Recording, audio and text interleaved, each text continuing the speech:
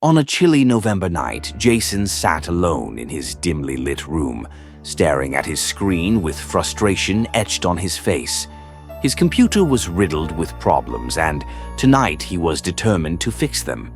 His current operating system had grown clunky, and updates seemed to come and go without truly refreshing his system.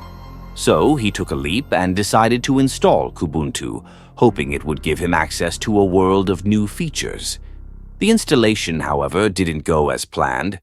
Instead of breathing new life into his computer, Kubuntu ground it to a halt. With the screen frozen and his nerves frayed, Jayson decided to try something different. Fedora 41.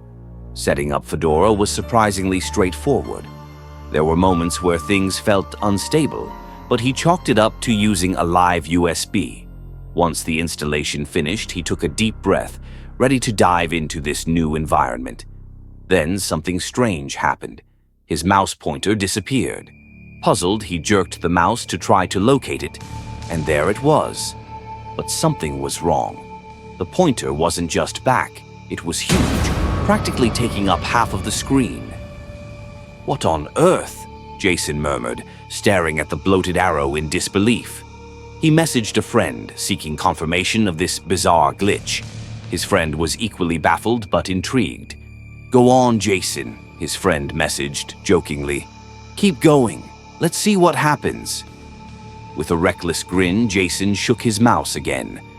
The pointer grew bigger and bigger until it occupied a thumb-sized area on his screen. He shared another picture with his friend, but now his curiosity was tinged with unease. Normally, a simple click or screen refresh would fix things like this. But this time, the pointer stayed stubbornly huge. An icy feeling crawled up Jayson's spine. He opened a new browser tab, trying to get his bearings, but as soon as he moved the mouse, even slightly, the pointer grew again. "What the?" His heartbeat thudded in his chest like a drum. Every time he tried to focus or make sense of the problem, the pointer seemed to balloon even larger, as though it were responding to his fear. In a panic, he leapt up from his desk, pacing around his room. Okay, this is ridiculous," he muttered. "It's just a bug. Just a weird glitch." After a few moments to collect himself, he decided to face the issue head-on and walked back to his room. But as soon as he re-entered, everything shifted. The lights went out, plunging the room into total darkness. The door clicked shut behind him, and he reached out instinctively to grab the doorknob. But it wasn't there. Jayson's heart pounded in his ears as he fumbled around, his hands searching in vain. His room felt endless, like a void, stretching on into nothingness. He couldn't see anything, couldn't feel the familiar shapes around him. The silence grew thicker, almost pressing down on him.